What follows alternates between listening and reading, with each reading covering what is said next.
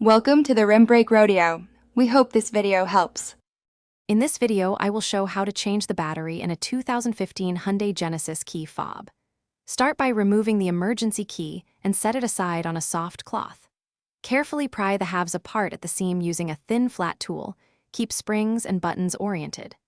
Swap the old CR2032 battery for a new one, match polarity, press the shell back together, and test all remote functions immediately. Start by laying the fob on a soft cloth to avoid scratches and keep small parts contained. Use a thin flathead or plastic pry tool to separate the halves at the seam, working slowly around the edge. Watch for a small spring under the key release and keep the battery orientation visible. Replace with a CR2032 battery, press the halves together firmly, and verify the lock and panic functions work. Please subscribe and like if you are finding the video helpful.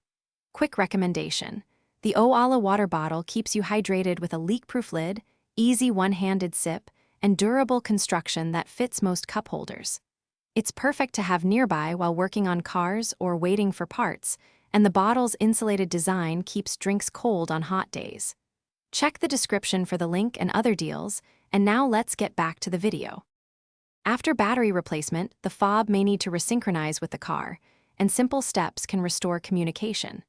Sit inside the vehicle with all doors closed, insert the key into the ignition, and cycle it between off and on positions several times without starting the engine. Press any fob button after the final cycle to confirm sync. If that fails, consult the owner's manual or visit a dealer for diagnostic programming and safe resolution. Thanks for watching. Consider subscribing if we helped you.